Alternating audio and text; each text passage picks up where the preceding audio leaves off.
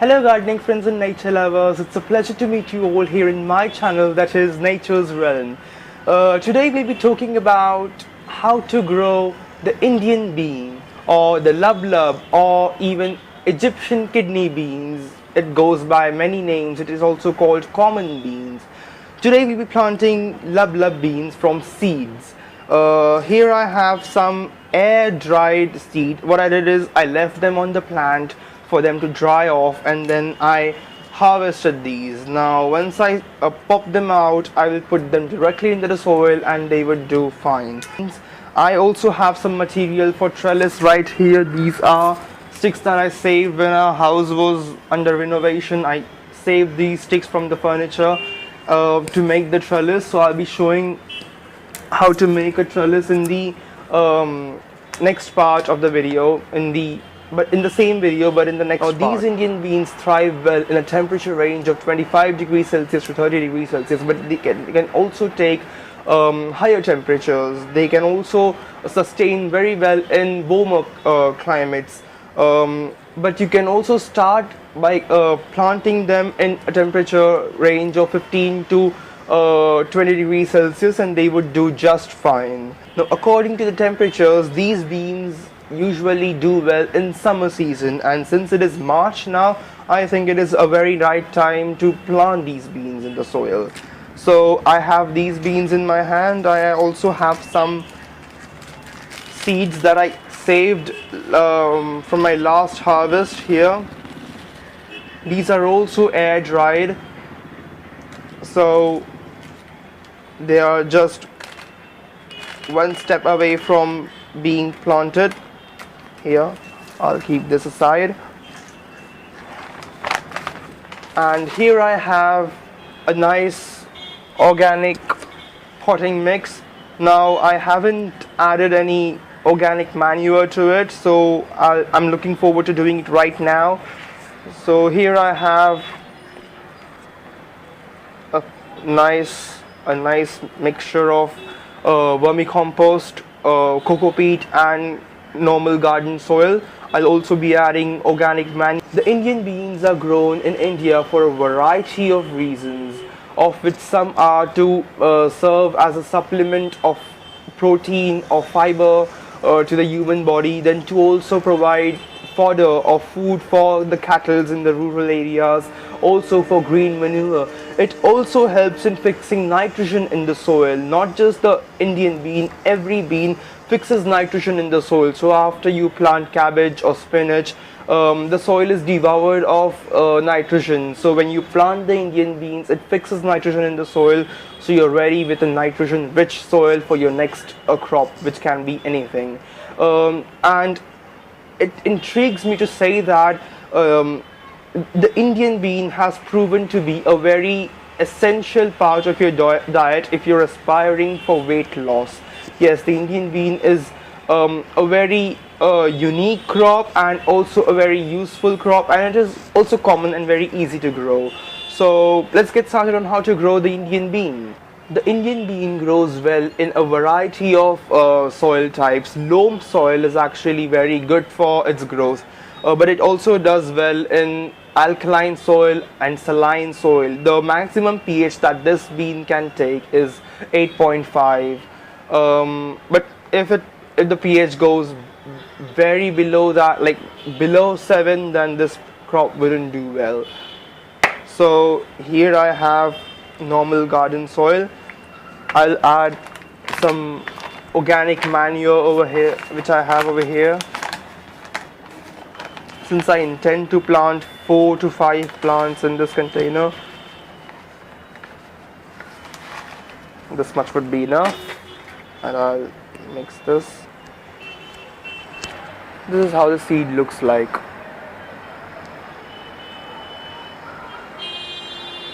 I hope you can see it.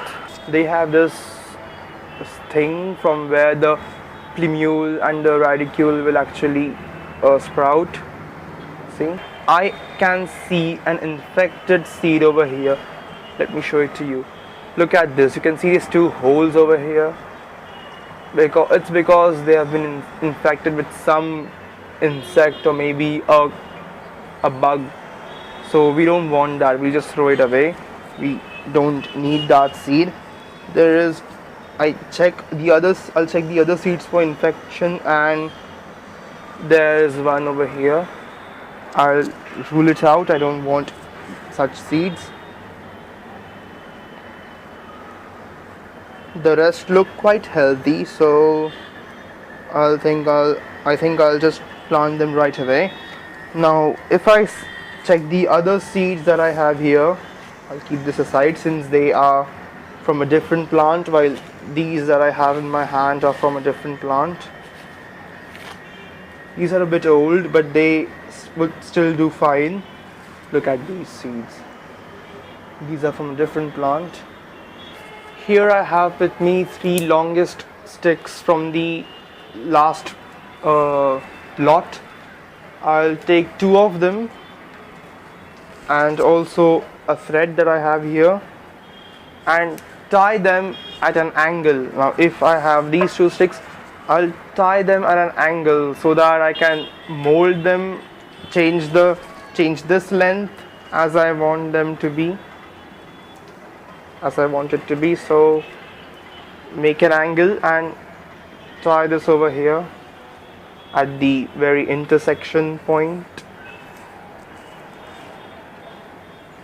Now instead of cutting the thread at this point, I will take my 3rd stick and put it between the 2 and hold it right there, and that's my 3rd stick, which will make a tripod like stand for the trellis to go up.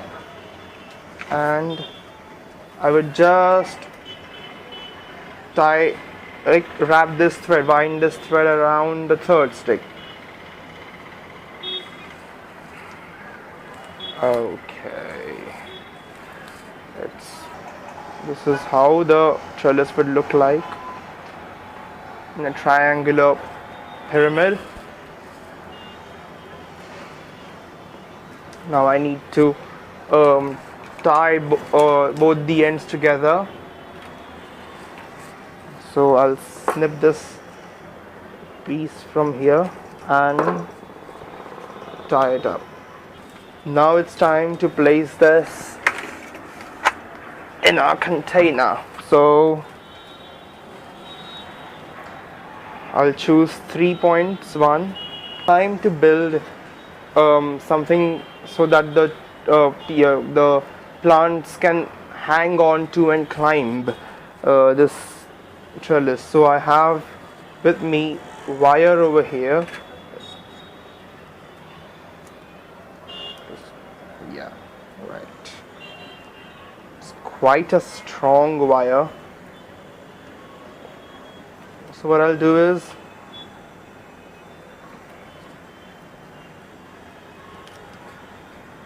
I will make steps all over this trellis. So I'll join these 2 points together, then these 2 points together, these 2 points together, and also over here, then these 2 points together, and I'll go all the way up.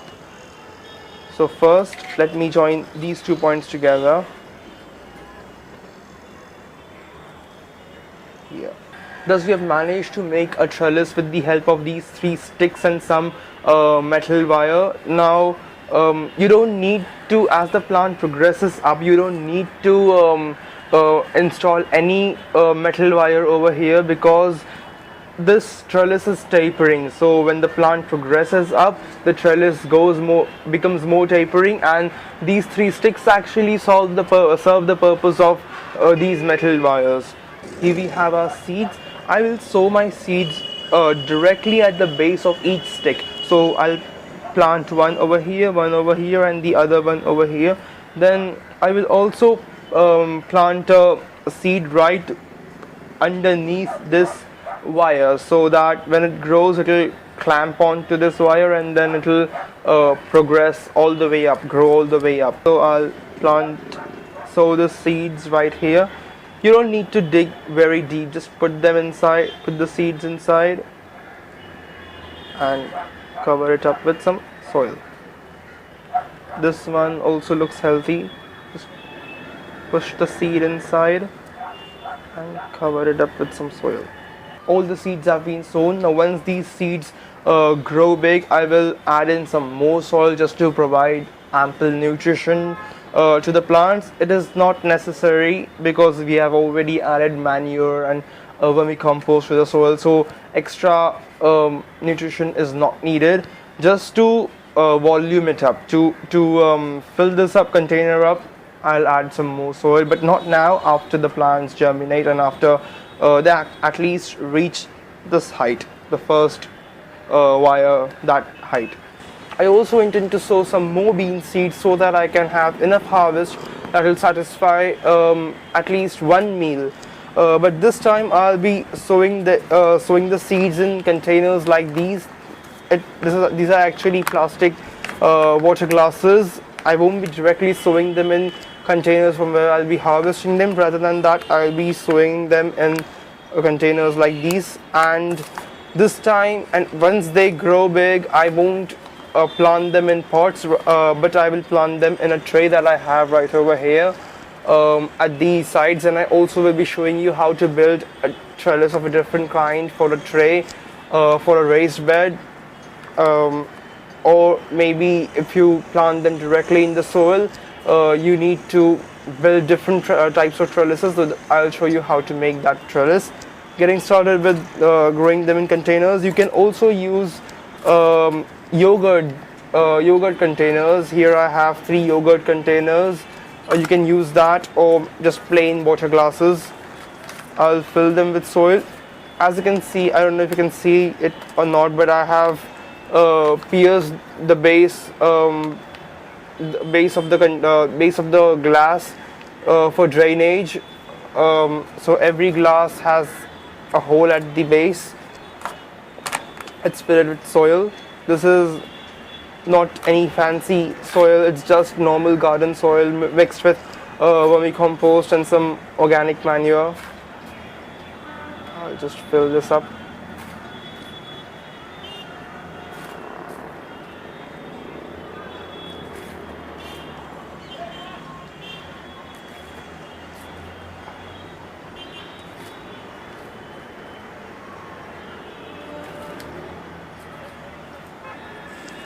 I'll also add half teaspoon of organic manure to each and every container.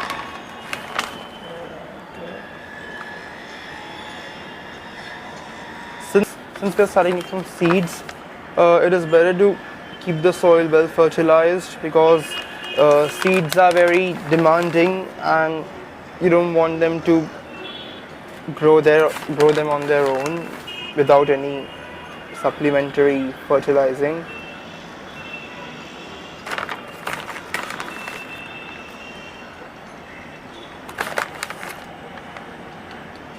Here I have the seeds from my last season's harvest. These are wonderful seeds and they also have a high rate of germination. Since they are not from the market, they are not sprayed with any anti-sprouting agents, so I'm pretty sure they will germinate nicely. I'll drop in 2 in each container so that if one doesn't germinate, the other one surely will. Let's pop in 2. That's enough. And I'll push both the seeds inside and cover them up.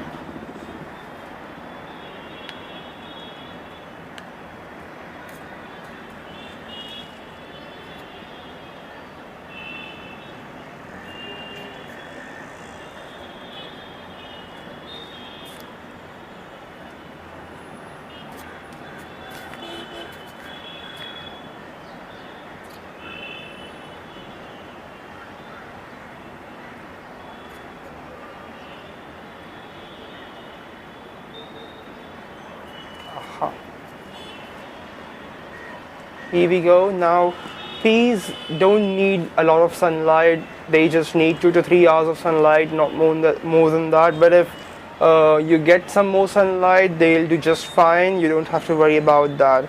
So I'll keep them in a sunny window and also water them don't forget to water them every day. These plants need a lot of watering, so constantly keep watering them, and during the summer season it is preferable to water them every day. Don't let them um, dry off, or else you won't get the proper germination or maybe the proper harvest eventually. I've kept the container in window number 1.